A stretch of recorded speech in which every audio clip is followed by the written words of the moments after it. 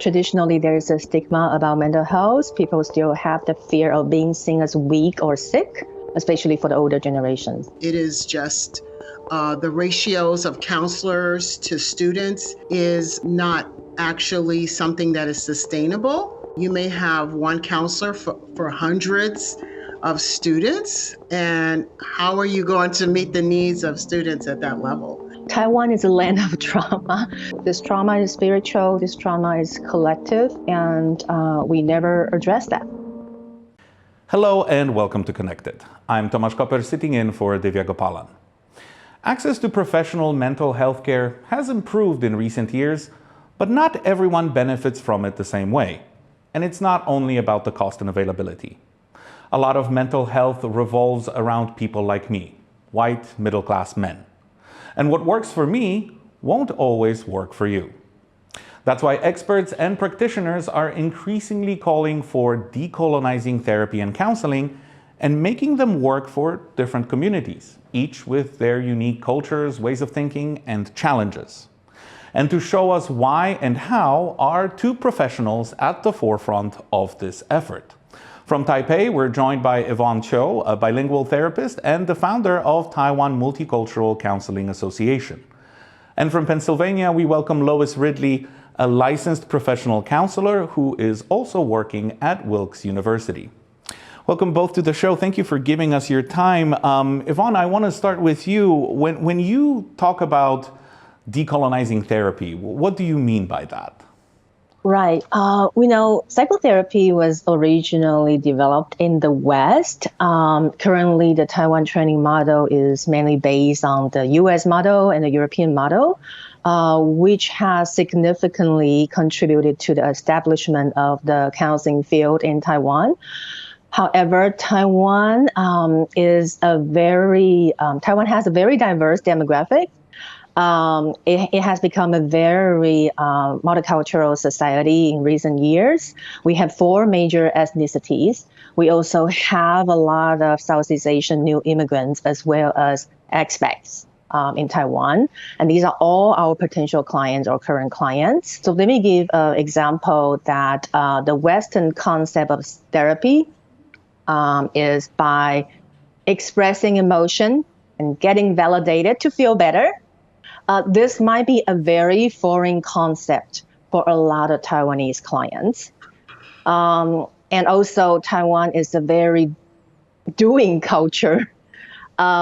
A lot of people, I think it has a root in cross-generational trauma, why people are workaholic in Taiwan. So it's the doing culture, people tend to focus on problem solving. They want to fix the problem. So when they come to therapy, they encounter the Western concept of process-oriented, feeling-based talk therapy. They will feel very uncomfortable. And that's why in recent years, we are more aware the needs of different cultural groups. Well, Lois, the traditional approaches that Yvonne mentioned, how do they fail, so to speak, the communities that you work with? Do they work for them or not work, just like they don't in Taiwan? Yes, they definitely don't work because of many of the similar reasons. I mean, people are people, right? And in America, obviously, we have, sometimes you can see some of the differences in the people, in the different ethnicities and the people of color. In particular, it doesn't work primarily because it's very individualistic in designed for white middle-class males, where many of the studies were, that's how they can get subjects. And it just doesn't apply when you shift over into collectivistic communities who are very tight, have tight family orientation and have more informal methods of getting counseling advice and support, which are based on elders, community leaders, spiritual leaders, and such.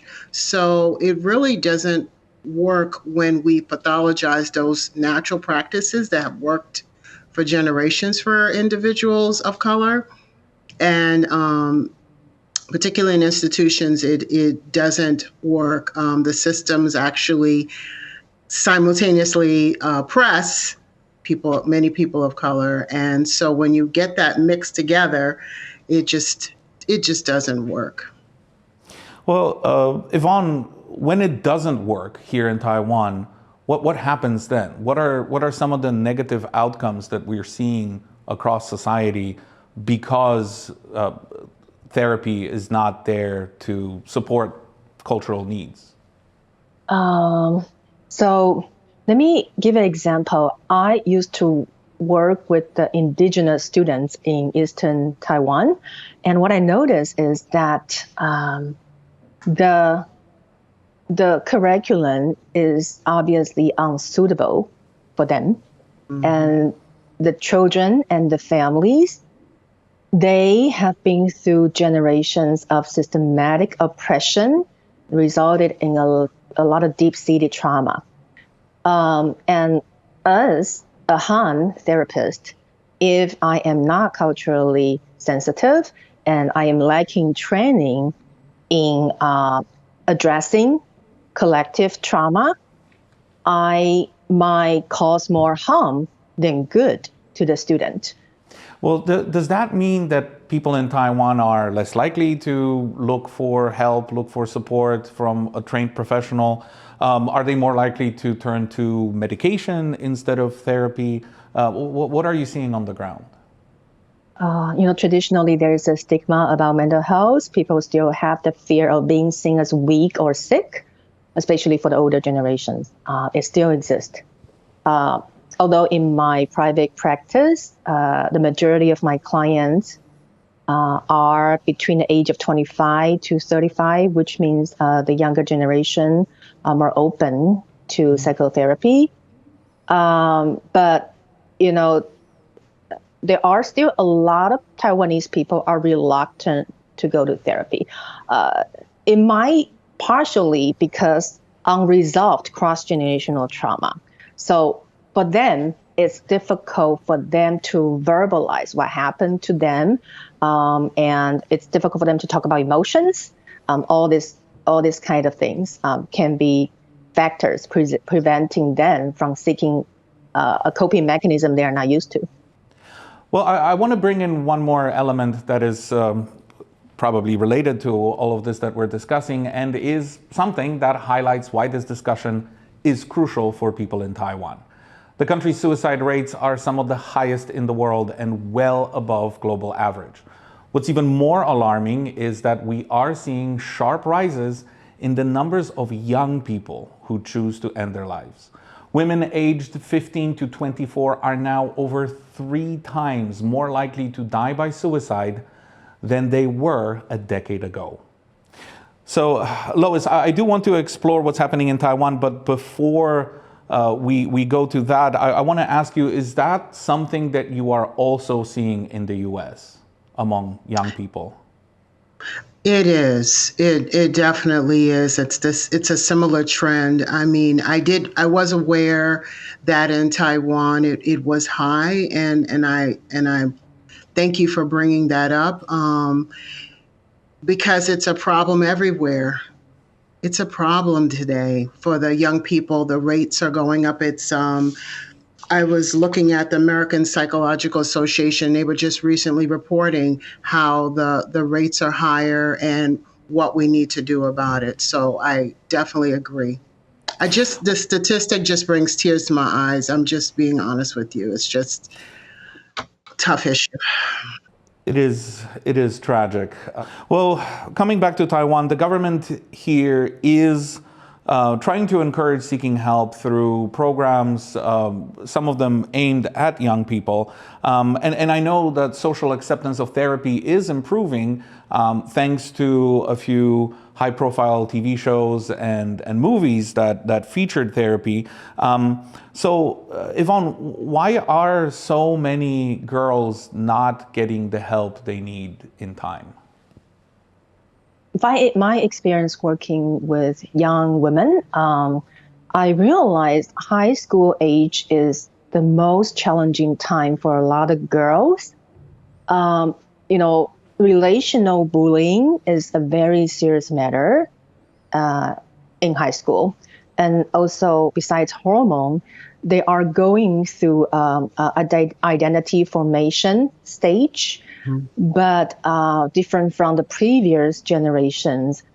Nowadays, their role models are from the social media, and there's an emphasis on beauty standard and appearance, which has become a very identity confusing, and it's really not helpful to self-esteem building. And so therefore, school counselors are extremely important. They play a very important role in this. But school counselors are very burnout in the Taiwan system, in the educational system. They're lacking support. They're lacking resources.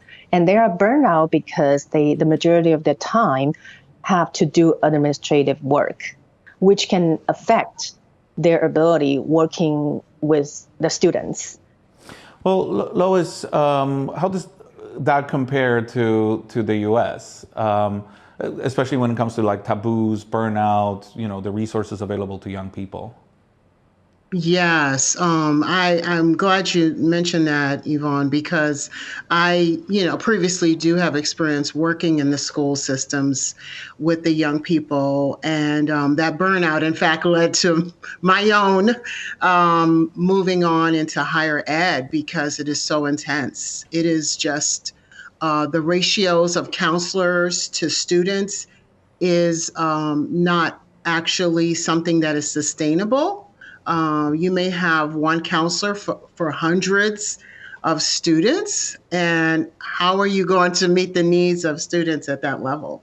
And this is how our system is set up. So it is extremely difficult, and students sometimes, quite frankly, they slip through the cracks, to be honest with you. Yvonne, something that you mentioned earlier is the significance of generational trauma and historical trauma. How does that play out in Taiwan among different ethnicities and different social groups? You mentioned indigenous people, but they're not the only ones affected by this, are they? Right. Taiwan is a land of trauma. Historically, we were a colony, and we went through World War II, which impacted a lot of families. And we had political oppression, and we've been through a lot of social changes. And for example, one ethnicity, the mainlander Taiwanese, in 1949, when they immigrated to Taiwan, what a lot of people forget is they went through the loss of family, they went through death, and they went through violence and war, and they lost their home, they lost everything, and they migrated to Taiwan to start all over. It's a significant trauma, the big trauma they went through, but it was rarely addressed and processed. And a lot of children during the official language policy era, they experience a lot of shaming and punishment simply speaking their mother tongue. So there was this language repression period that impacted a lot of self-image, self-concept, and identity of these Taiwanese children, mostly my parents' generation. Besides these people, of course, indigenous people, they suffer from the loss of their land, lifestyle, and also dignity. So this trauma is spiritual, this trauma is collective, and we never address that. Well, Lois, how does that compare to the experience of African American and other BIPOC communities in the U.S.? Yeah, in the United States, we have multiple generations of trauma. As we know, and as many know, in the United States, there is a history of chattel slavery. And so for Blacks in particular, or African Americans, if you will, we have over 4 generations of trauma right? That has not been yet processed.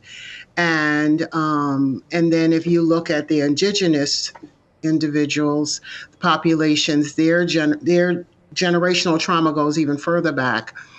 And it is just something that is interesting because now we have this movement to actually deal with our trauma and talk about it.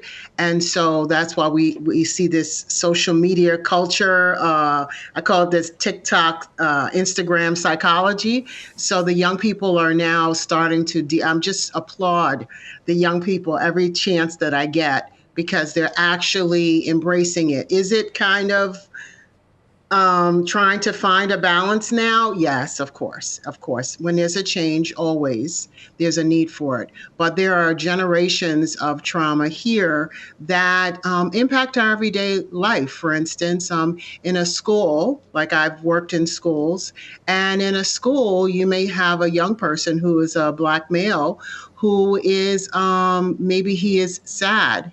And he'll be sent to me just because he was sad one day and they're perceiving it as anger. And he doesn't know why he's angry, but it's because of so many things that have happened to not only him and his family in the past. And his parents, his mom may say, hey, you need to act right before they lock you up.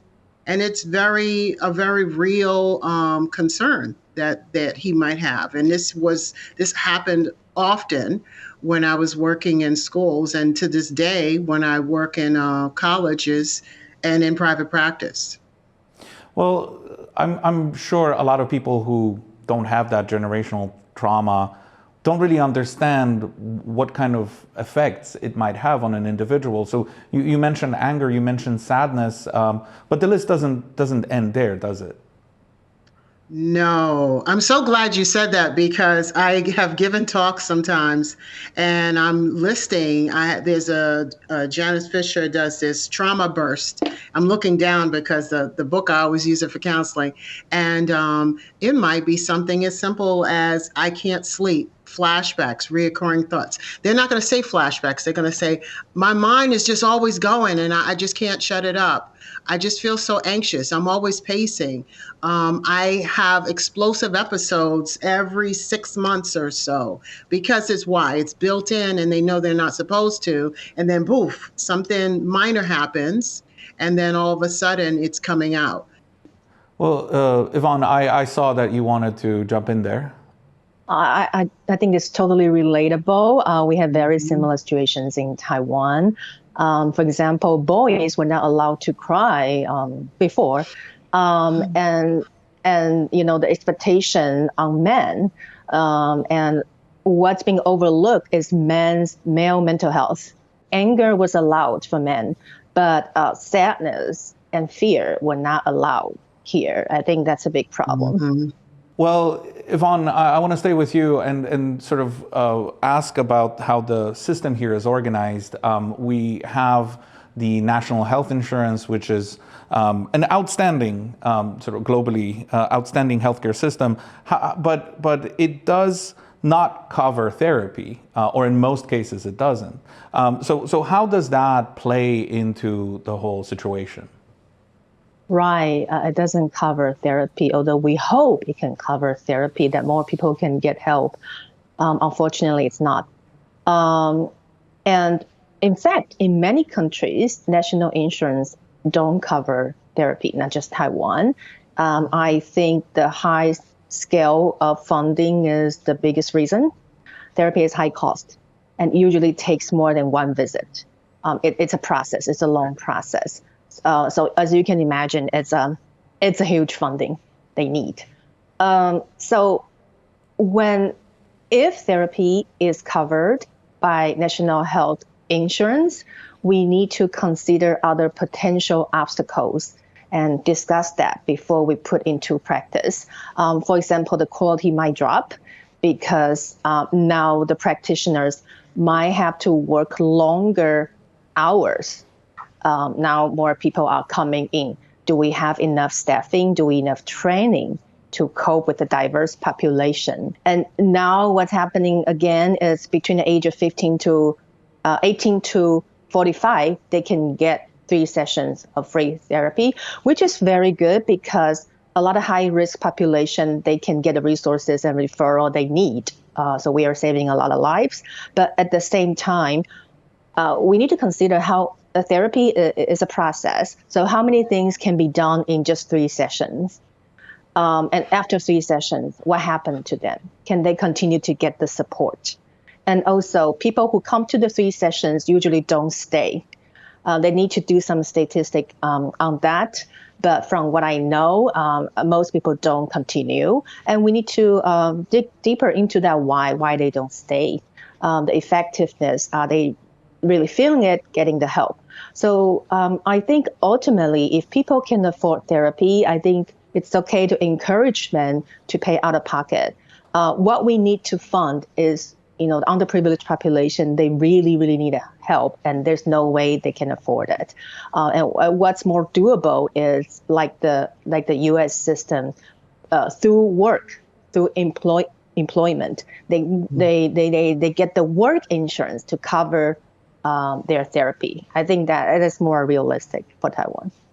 I do want to raise 2 points that are very much related.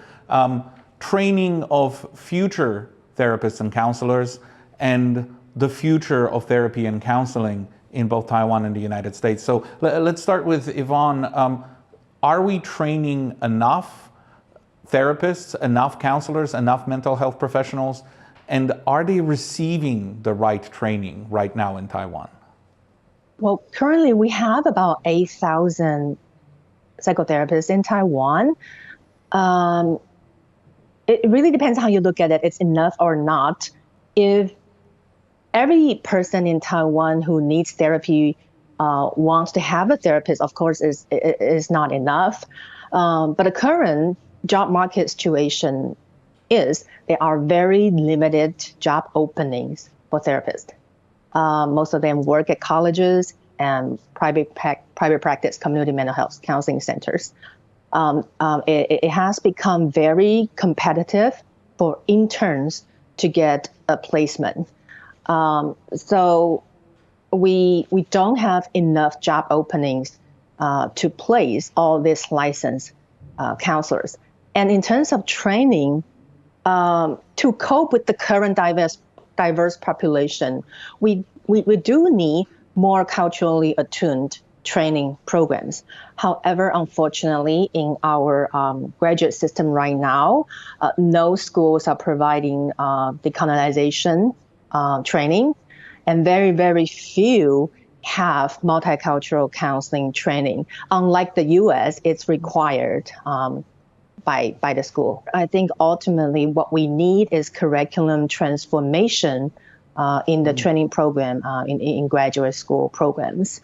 Ultimately, that's what Taiwan needs, a paradigm shift.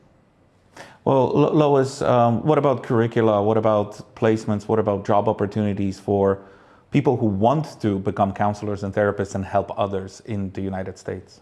I mean, there needs to be a curriculum change. There needs to be schools, a change even within the schools.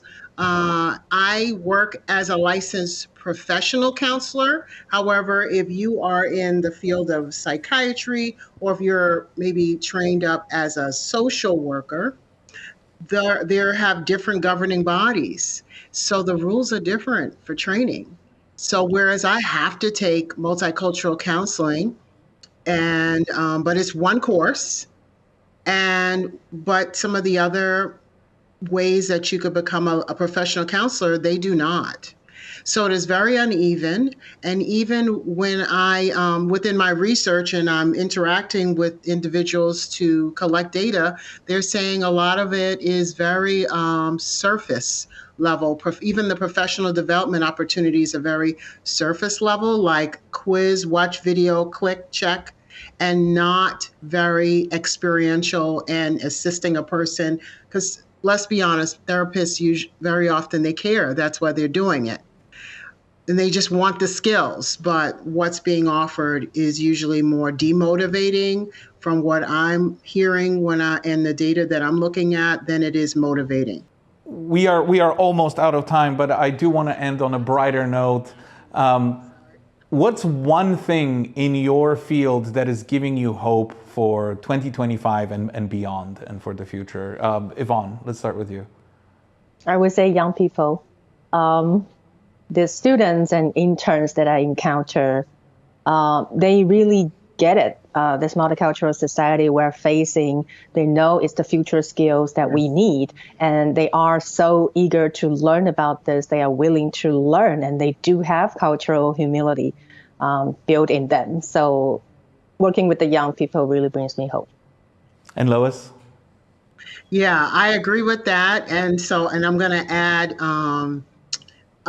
some organizations like we both counselors with AEDP, where there are some organizations that are actually trying, and they're working to listen and elevate leaders who look like us, leaders who are BIPOC, who can speak into that training space, into that space of developing new curriculum, so that we can redesign things to make it more accessible, not just for the clients, but for the therapists who desire to do a better job to serve their clientele. Well, thank you very much for that hopeful ending and this very, very important discussion. Yvonne Cho, bilingual therapist and the founder of Taiwan Multicultural Counseling Association, joining us from Taipei, and from Pennsylvania, Lois Ridley, a licensed professional counselor, also working with Wilkes University. Thank you both. And for our viewers everywhere, it's been good to have your company. If you've enjoyed today's episode or have anything you would like to add to the dialogue, join the conversation on our social media. And remember, stay informed, stay engaged, and stay connected.